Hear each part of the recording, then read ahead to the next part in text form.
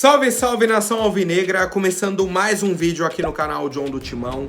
Então se você for novo, já se inscreve aqui embaixo, já deixa o seu like para fortalecer, que hoje é terça-feira, tá? A semana aí apenas começando. E sim, o Luxemburgo continua no comando do Corinthians, tá? Para você criou expectativa aí de que ele poderia ser demitido, inclusive eu também, né? Falei, pô, acho que depois desse desempenho aí o Duílio entendeu. Não entendeu, tá? Muito pelo contrário. Ele segue convicto de que o Luxemburgo vem fazendo um bom trabalho à frente da equipe do Corinthians, tá? Peço que vocês me sigam nas redes sociais, tá? Quem já me acompanha aí, principalmente pelo Instagram, viu muito conteúdo do jogo de ontem, né? 4 gols e tudo mais. Então, editor, vamos pra cima e pode rodar a vinheta. Salve o Corinthians! Bom, família, já aproveito para apresentar para vocês a iBet.com, parceira aqui do canal John do Timão, tá? Com as melhores odds esportivas aí, promoções e principalmente bônus exclusivos para novos membros, tá? Então você que fizer o cadastro aqui pelo link do John, que está na descrição e também no comentário fixado, já ganha bônus exclusivos para poder apostar, tá? O John já fez aí a aposta dele de hoje. Temos o jogo entre América Mineiro e Bragantino, tá? São dois times aí que o América toma muitos gols e o Bragantino tem um número de gols altos também no Campeonato Brasileiro, certo? Então fiz a aposta aí de pelo menos 3 gols na partida, tá? Coloquei R$50 aí. Nessa eu tô confiante. Quero saber a opinião de vocês, tá? Sobre a aposta do John. Qual o palpite de vocês aí? Qual aposta vocês acham bacana? Certo, família? Vamos pra cima. iBet.com, a sua casa de apostas. Família, ontem tivemos aí Corinthians e Grêmio na Neoquímica Arena. Simplesmente um jogo que acabou 4-4. Tá? E aí eu tenho muitas coisas para falar dessa partida. Vou fazer um apanhado geral, tá? Só para resumir aí para quem acabou não assistindo e tudo mais. Mas foi o seguinte: primeiro tempo, o Grêmio abriu o placar, o Grêmio abriu 2-0 e o Corinthians tinha chutado uma vez no gol. Tá? 2-0 pro Grêmio, o jogo ia se encaminhando para isso, tá? Para ir pro intervalo nesse 2-0. O Corinthians, de repente, lembrou que sabia jogar bola também, que tem alguns jogadores de qualidade. Criou uma grande oportunidade com o Rojas, chega no lance do pênalti, tá? Um pênalti pro Corinthians, Fábio Santos bate, 2-1.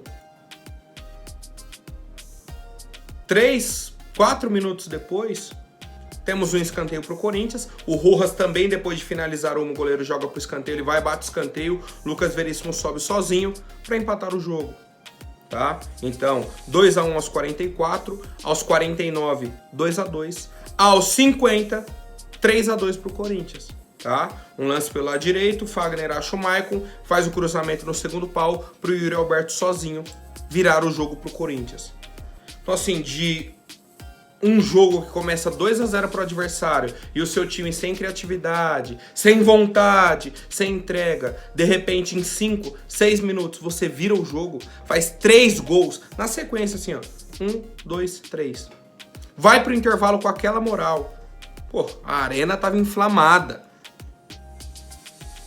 Um dos melhores ambientes que eu já peguei de Neoquímica Arena. Aquele momento ali, aquela virada, aqueles 5, 6 minutos e até mesmo intervalo.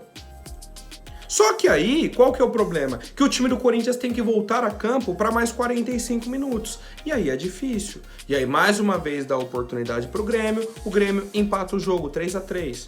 Mais uma oportunidade, 4-3 para o Grêmio. Aí tem que correr atrás mais uma vez. Conseguiu uma chance, né, na jogada ali do Wesley com o Juliano. O Wesley vem pelo lado esquerdo, puxa para dentro, acha o Juliano dentro da área, sozinho para dominar e finalizar no cantinho. 4-4 a partida de ontem entre Corinthians e Grêmio. Agora vamos para os pormenores, vamos para os detalhes da partida. Primeiro gol do Grêmio, pelo lado esquerdo, pode pedir até para o editor colocar na tela. Um passe em profundidade nas costas do Fábio Santos, gol do Grêmio. Segundo gol do Grêmio, um cruzamento da esquerda para a direita, né, do ataque do Grêmio, então da direita para a esquerda na defesa do Corinthians. Fábio Santos está no meio campo, bola vai lá no segundo pau, no Cristaldo, sozinho. Tá? O Fábio Santos até destacado aí nas imagens. Terceiro gol do Grêmio. Um lateral ofensivo. A bola roda, o Caetano divide com o jogador, toca no autor do gol, né, o Galdino. Ele vem carregando, quase que da ponta da área ali, vem puxando até o meio, finaliza com o Fábio Santos em cima dele, né? O Fábio Santos começa perto dele, na hora que o cara finaliza, ele já tá longe. E o quarto gol do Grêmio, parecido com o primeiro, né? Um passe ali, e aí não é nem nas costas do Fábio Santos, porque ele tá de frente pro Soares, mas ele não consegue nem chegar perto. E o Soares finaliza e faz o gol, tá? Então assim, no jogo contra o Fortaleza semana passada, pô, não tinha o que falar. O Matheus Bidu entregou 3 gols. O primeiro o Marinho dominou com a mão, mas fez o gol, e aí o juiz anulou. O segundo ele fez um pênalti, o Marinho perdeu. E o terceiro o Pikachu fez o gol. Então 3 lances que ele falou assim, ó, Fortaleza, faz o gol, pelo amor de Deus. O Fábio Santos ficou com inveja. Ele falou, pô, o Bidu vai tomar minha vaga, mano. Se ele entregou 3 gols lá contra o Fortaleza, vou entregar 4 aqui contra o Grêmio. O que vocês acham? E fez, tá? E fez. Então assim, cara. Eu vi um comentário, até na semana passada mesmo. Ai, quando o Matheus Bidu joga, justifica a titularidade do Fábio Santos. Pra meio que colocar, pô, não tem como o Matheus Bidu jogar, o Fábio Santos tem que ser o titular. Só que quando o Fábio Santos joga, eu percebo que o Corinthians não tem um lateral esquerdo. O Matheus Bidu joga, eu fico desesperado. O Fábio Santos joga, meu Deus do céu, eu não sei o que eu faço. E mais, não dá pra gente comemorar um jogo de 4-4 dentro de casa. O Corinthians tomar 4 gols do mesmo lado, 2 gols do mesmo jeito. Passe entre as linhas, dentro da área. Não pode.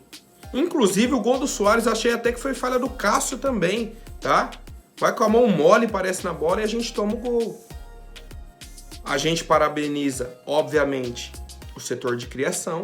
Tivemos aí 4 gols do Corinthians. Tivemos oportunidades para mais, tá? O Matias Rojas perdeu um gol sozinho, que não pode perder aquele gol. E, inclusive, estava 2-0 pro Grêmio ainda. Foi ali mais ou menos que começa a reação do Corinthians.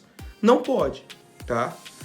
E aí a gente chega em outras questões, certo? Acaba o jogo, o time é aplaudido. Na minha opinião, errado.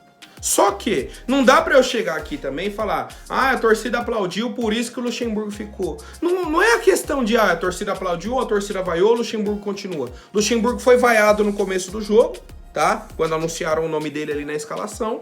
No fim do jogo, aplaudiram o time. Não necessariamente o Luxemburgo, aplaudiram o time.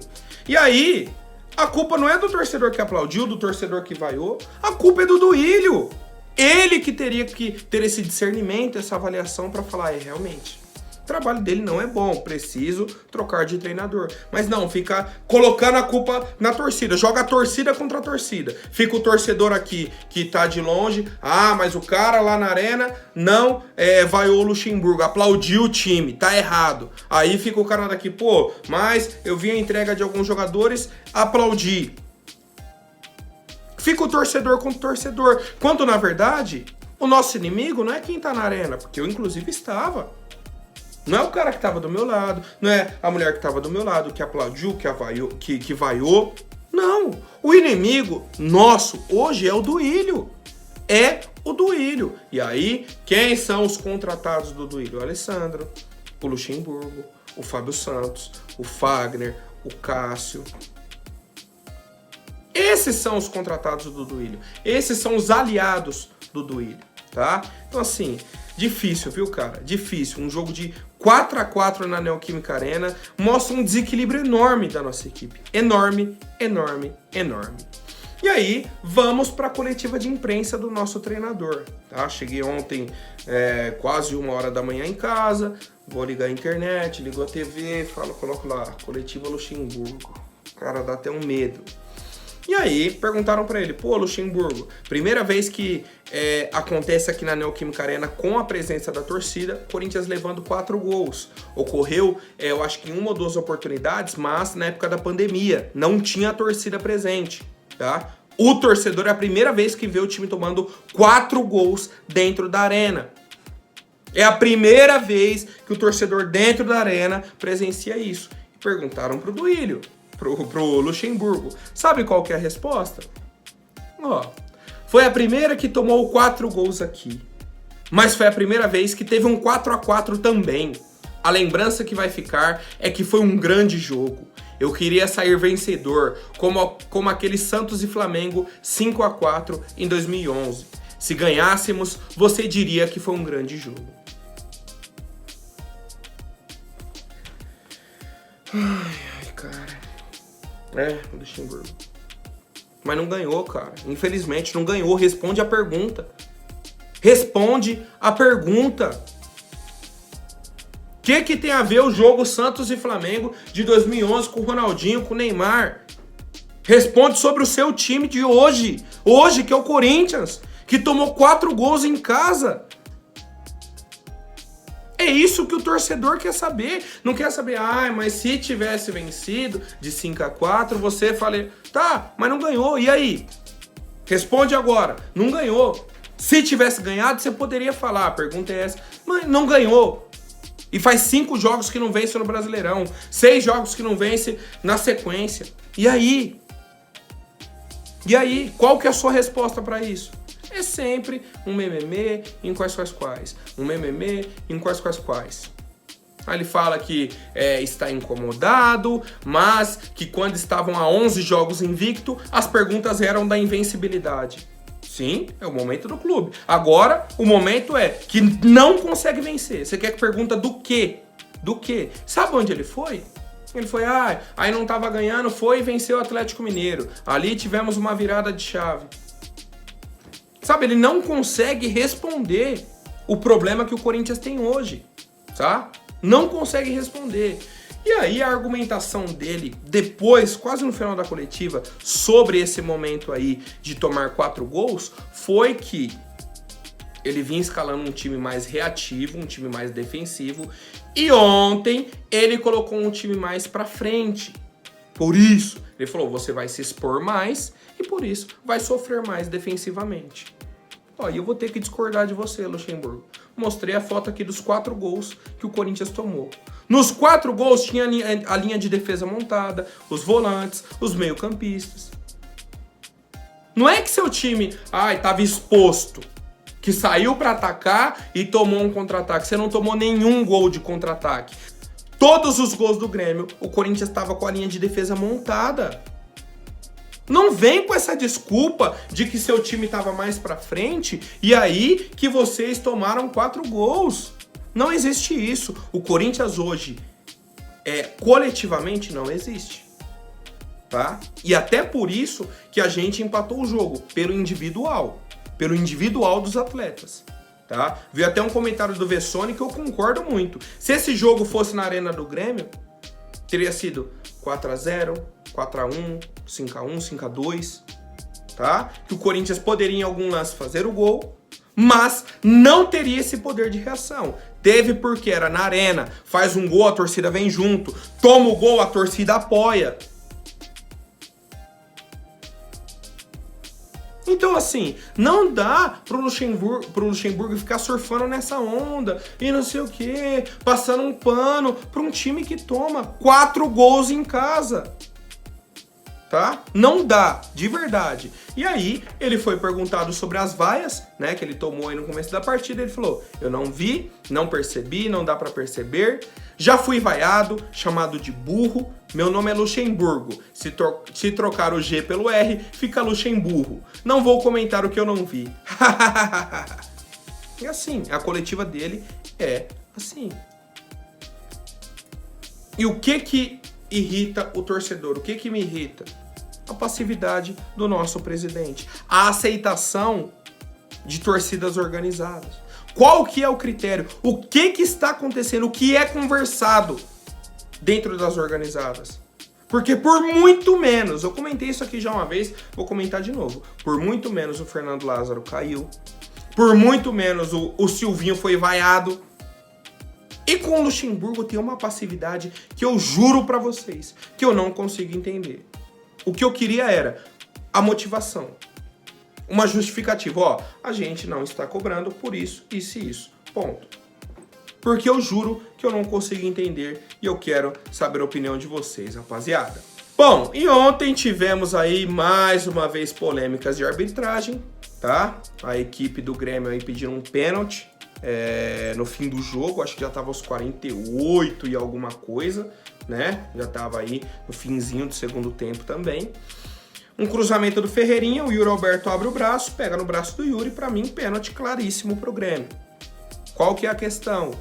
O senhor Wilton Pereira Sampaio errou no lance anterior, na sequência anterior desse lance. Era um cruzamento pro Grêmio, um escanteio. Lucas Veríssimo sobe, cabeceia. O cara do Grêmio vem, bate. Lucas Veríssimo, cabeça com cabeça. Chocou no ar. Lucas Veríssimo cai com a mão na nuca. O Grêmio segue com a bola, faz o cruzamento e, na minha opinião, ocorre o pênalti. Qual que é o erro do Wilton Pereira Sampaio? 2 erros no caso. O primeiro é não parar o jogo na hora que chocaram os 2 jogadores, tá? Porque é uma regra da FIFA. Bateu cabeça com cabeça de jogador, é pra parar o jogo. É pra parar o jogo.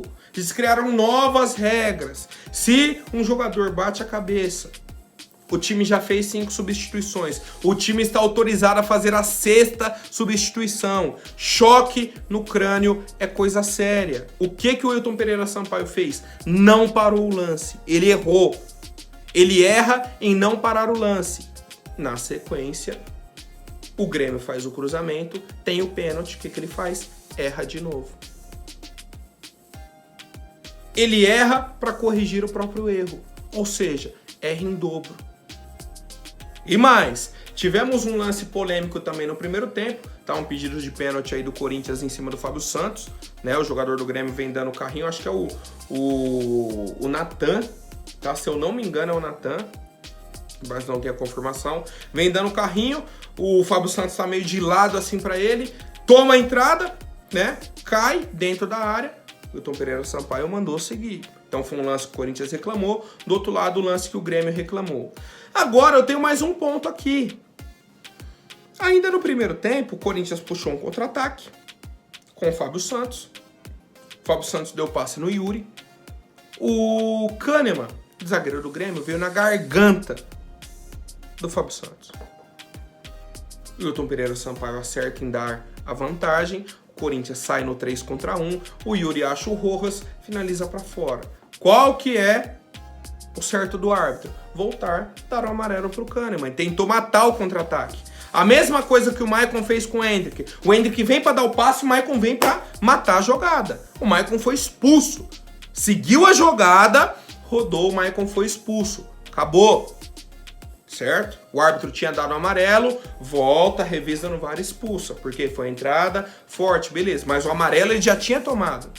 O Kahneman não toma o amarelo num lance extremamente claríssimo de cartão amarelo. Aquilo é o exemplo básico de cartão amarelo. Aí roda o segundo tempo. Ele dá uma entrada, solta o braço, né, no Yuri Alberto, toma o amarelo. Se ele já tivesse tomado o primeiro, tomaria o segundo e seria expulso. E o Wilton Pereira Sampaio erra mais uma vez, tá? 2 lances de pênalti, um lance de expulsão, um monte de falta invertida, um monte de falta que não dá, um monte de falta que não existe, ele marca. Então assim, a arbitragem é um absurdo de ruim. É um absurdo de ruim. E aí vem o presidente do Grêmio na coletiva, mais uma vez criticando, Renato Gaúcho criticou, e aí, na minha opinião, com razão. Uma vez que ele não parou o lance em cima do Lucas Veríssimo e a jogada seguiu, o Ferreirinha faz o cruzamento, pega na mão do Yuri, é pênalti pro Grêmio. E o árbitro não marcou, tá? Não marcou e a gente segue com essa arbitragem vergonhosa do futebol brasileiro e eu quero saber a opinião de vocês, rapaziada. Bom, eu ia puxar aqui a tabela do Brasileirão, mas eu vou deixar para amanhã, tá? Temos mais jogos aí do Brasileirão hoje, temos a sequência aí, a gente faz uma análise mais detalhada, tá? Mas atualmente aí o Corinthians está a 3 pontos da zona do rebaixamento, tem um jogo a menos que é sexta-feira, né, contra o Botafogo, já da 24ª rodada. E é isso, rapaziada. Quero saber a opinião de vocês sobre a partida de ontem, né? Essa influência aí no campeonato do Corinthians e principalmente para a sequência que teremos. O jogo contra o Botafogo e a decisão, o jogo de ida da Sul-Americana contra o Fortaleza, rapaziada. Bom, agora falando sobre o mercado de treinadores, tá? O All Sports divulgou que o técnico Tite, ex-treinador do Corinthians, ex-treinador da seleção brasileira, recusou convites para treinar seleções da Europa e também do Oriente Médio. E aí, para o pessoal trazer só seleções da Europa, não é França, não é Alemanha, não é Espanha, não é Itália, não é Inglaterra, não é Holanda, não é nenhuma campeã do mundo. Deve ser igual apareceu pro Silvinho, uma Albânia da vida. Nesse nível. E aí o Tite recusou, tá? E também tiveram seleções do Oriente Médio. Por outro lado, ele ficou aguardando aí propostas de clubes da Europa, né? Esse era o desejo do Tite aí para esse início de temporada europeia. E chegaram algumas propostas. Do Orlando City, dos Estados Unidos, do Olympiacos da Grécia, do Fenerbahçe da Turquia. E aí o Tite recusou também. Então ele recusou seleções do segundo...